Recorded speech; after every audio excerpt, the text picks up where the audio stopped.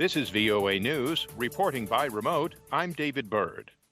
The United States on Thursday imposed sanctions on a Cuban security minister and an Interior Ministry Special Forces unit for alleged human rights abuses in a crackdown on anti-government protests earlier this month.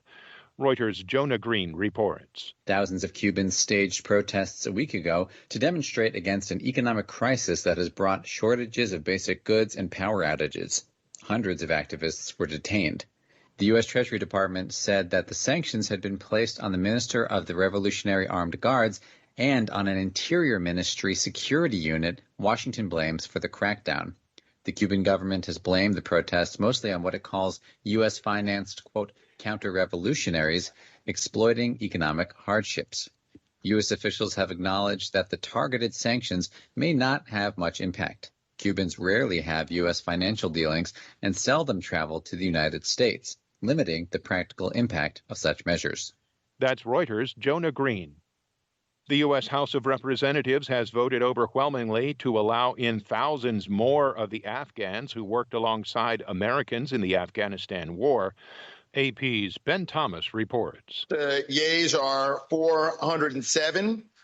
And the nays are 16. The vote was overwhelming, but Republican Congressman Tom McClintock was unhappy with the measure. I will support this bill as the least bad option. He said it would set up a hasty and inadequate screening process. But with the U.S. withdrawal in its final weeks, the bill's sponsor, Democrat Jason Crow, said haste was essential. The threat to our Afghan partners who served alongside American men and women is increasing drastically every single day. The measure adds 8,000 more visas to the 26,500 already allocated. Ben Thomas, Washington. This is VOA News.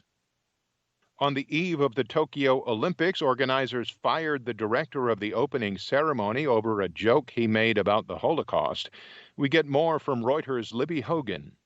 The joke was made by Kentaro Kobayashi in the 1990s, but resurfaced in local media.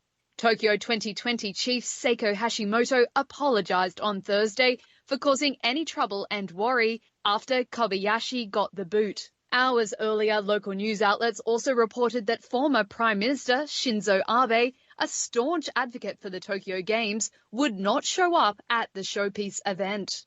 Earlier this week, a well-known musician who goes by the stage name Cornelius was also forced to step down as composer of the event after old reports of his bullying and abusive behavior toward classmates was uncovered.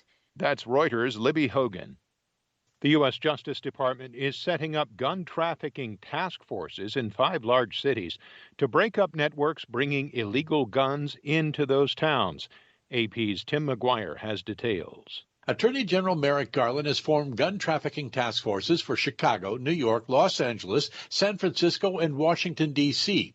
ATF Deputy Director Megan Bennett says the goal is to step up efforts in so-called supply areas, cities and states where it's easier to buy guns that are later sold illegally in cities with more restrictive gun laws. The sources of those guns, the corridors that they travel in, and the networks that feed those guns. The task forces face several problems, including the lack of a federal gun trafficking law, which forces agents to rely on other statutes, like lying on a firearms purchase form to prosecute gun trafficking cases or to stop straw purchasers.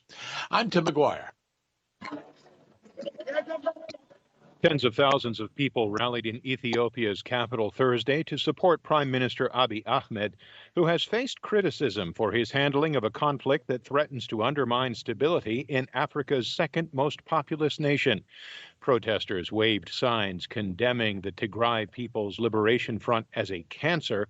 Meanwhile, attacks by Tigrayan forces in Ethiopia's Afar region have forced more than 54,000 people from their homes. Tigrayan fighters have taken control of 3 districts in Afar this week, according to a regional spokesperson. On Wall Street, stocks closed in positive territory, with the Dow gaining 0.07%, the S&P 500 added 0.2%, and the Nasdaq gained by 0.36%. Reporting by remote, I'm David Byrd, VOA News.